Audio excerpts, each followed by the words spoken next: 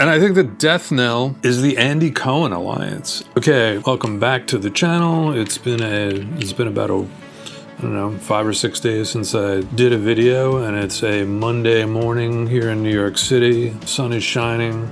It's a little crisp. It's not as warm as it was. Some Monday morning rant kind of stuff. Just some updates on the channel. I'm going to be doing probably more videos somewhat like this, the Radiohead video, and maybe a little bit more in depth on Fiona Apple kind of thing. For technical things, how to mix this and how to produce that and how to make tracks and things like that, I think I'm going to be sliding that over to just strictly a client-based situation with Patreon or just private content kind of thing. I think that YouTube's somewhat inundated with how-to videos of like a million different charlatans who have never made records or just make records that no one knows about, but they're very good at pushing the how to use this plugin, how to use this piece of gear, how to, you know,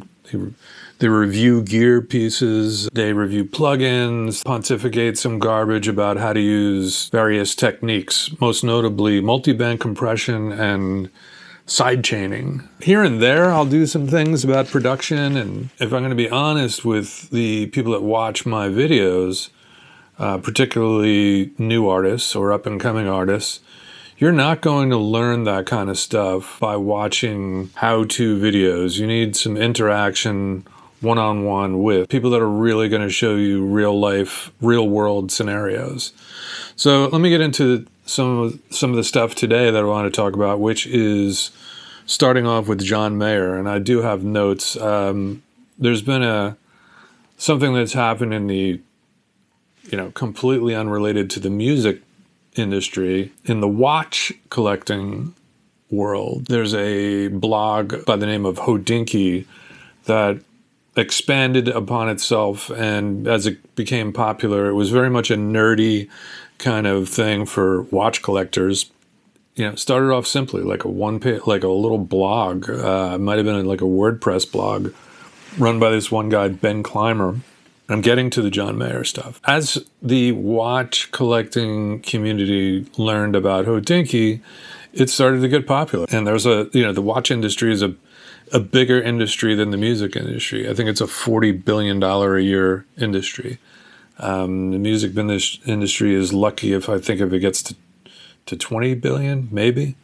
I know it was 6 or 7 years ago. John Mayer is a watch collector. At some point, he befriends Ben Clymer. Ben Clymer does an interview with him about his watch collection, and it turned out to be hugely successful. At the time, John Mayer was quite hot as a solo artist. He wasn't even doing the Grateful Dead gig at all yet. He was still very much a mainstream figure.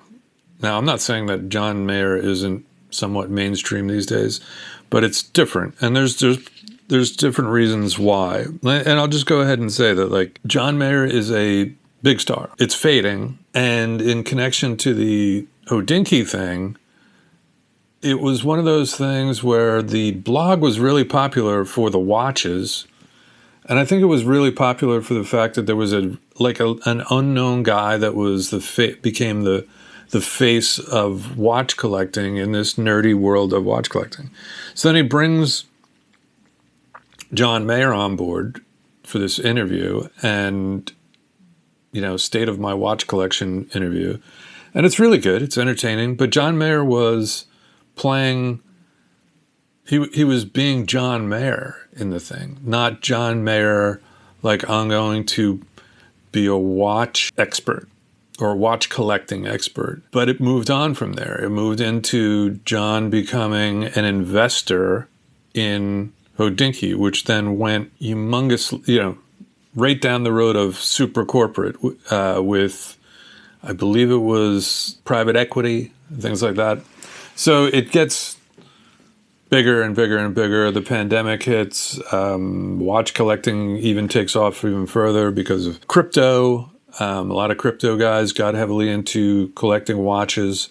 It's a little bit of a way of sliding money around, let's be honest. And it's fun to collect watches. I have several. The Rolexes, the tags, this, that. So anyway, now it gets further. Things are starting to slip over the past year or so for the watch collecting world because the economy, I don't know if anyone's noticed, got a little crusty. The crypto world got a little weird. It's just as anything runs into a cycle, maybe people are just like finding other things to put their money into or whatever. Anyway, as a last ditch resort, which is what myself and several other people are calling it as, Hodinkee calls upon John Mayer once more. Maybe because John Mayer has a stake in Hodinkee, he decides he wants to try and boost the situation. But who does he bring aboard? He brings in Ed Sheeran. They do this watch collecting discussion at, of all places, which connects, for me personally, it connects. Of all places, they do it at the Hit Factory downtown in New York City. Not the original one that I grew up in, but or came up in the industry in. The one that's been there for probably 20 years now. It became a let's do John Mayer interviewing and talking with Ed Sheeran about their ridiculous watch collections. And I use that nicely, but I mean, we're talking about some of the watches they had were well into the six-figure number. So what has gone wrong? Here's the thing. Ben Clymer was like behind the scenes on the whole thing. It wasn't even part of the discussion anymore because they've lost their way. So now they have John Mayer doing this chat with Ed Sheeran, and you're talking about two guys now who are not exactly up-and-coming guys. They are, mega successful, mega rich. John is a little bit, let's just say, pretentious and pompous and arrogant. It has lost that vibe of like, hey, isn't this cool? Like this rock guy or this little rock star guy collects watches. Who knew that like a kid who wears like, cargo pants and t-shirts playing Stratocasters and idolizing Stevie Ray Vaughan would like, have a hobby as a watch collector. It was interesting then. Now it's not. Now he's the equivalent of a private equity guy collecting watches. Nobody wants to hear from that dude. And it's become uncool. As has John Mayer. John Mayer has become uncool. He still has tons of fans, sort of. But, some of it's not his fault. Everyone's older. His fans, when he was coming out in 2001, who were 19 years old, are now 44 years old. They are not going to be looking at John Mayer the same way. There's other things that I will get into. I mean, obviously his age has affected him, as it does all of us. His bad boy reputation, as some people would think that it didn't work for him, it was a big thing for him. The idea that he had dated Jennifer Love Hewitt, Jennifer Aniston, even a little bit of Taylor Swift, and I think Selena Gomez. I might be wrong about that. That whole thing has run its course. He was shamed for it, and he did his whole horrible interview. Oh, Jessica Simpson, the bad interview in Rolling Stone where he said that their sex was like napalm or something like that.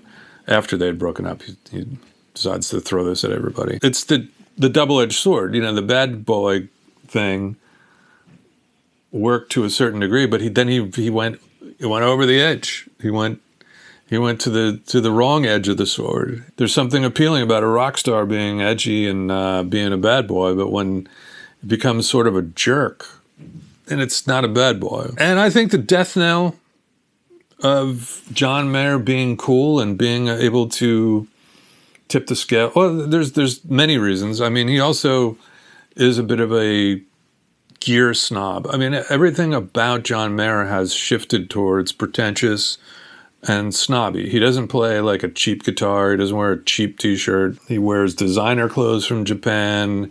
His tattoos have to be specifically done by this specific tattoo artist in Japan. He only plays through $100,000 guitar amps called Dumbles, and then he pimps one being made by Paul Reed Smith for about 5 minutes. He has very short alliances with some companies too.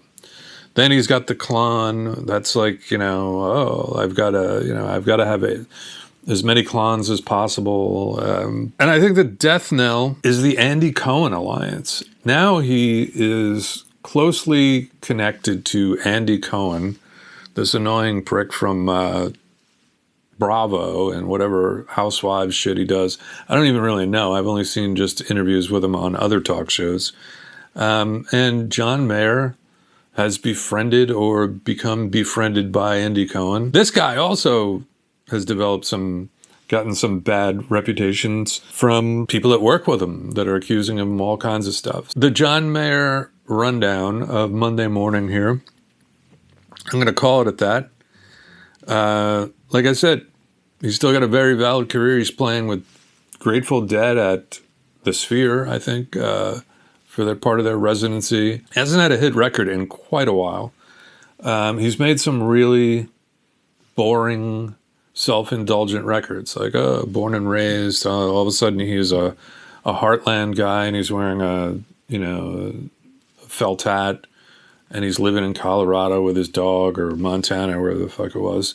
And then he moves into sob rock because, that's cute, pretentious, smuggy, look how hip I am, I'm going to do sob rock. Quite frankly, probably has no one around him or no one in the studio with him in particular telling him like, oh yeah, you're just not making stuff as good as Continuum or Heavier Things or Room for Squares. And it happens.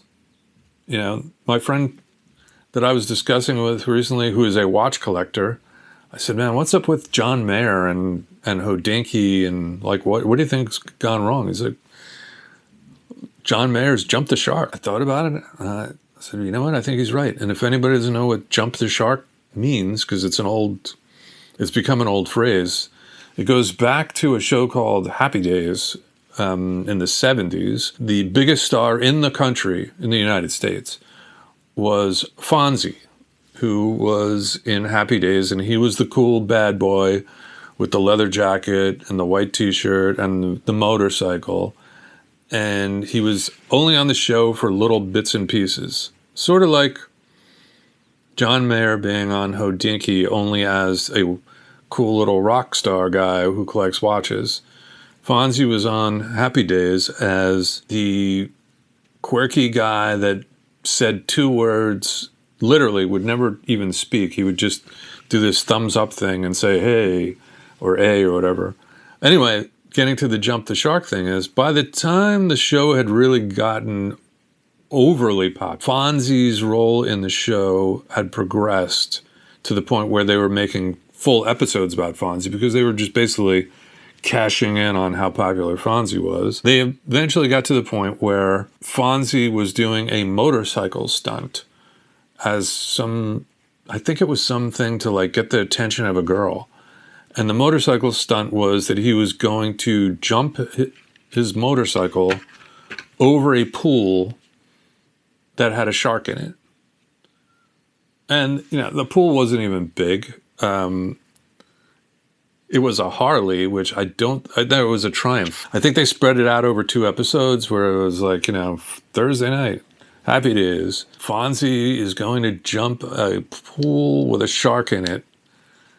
And of course they get it all the way to the point where like he's revving up the engine and then it's continued next week. The next week comes along and I believe he did jump the shark. Most will say that is when Happy Days jumped the shark and Fonzie jumped the shark. So when you hear this old phrase, occasionally you will, that's what it comes from. And I'm just saying, John, you jumped the shark.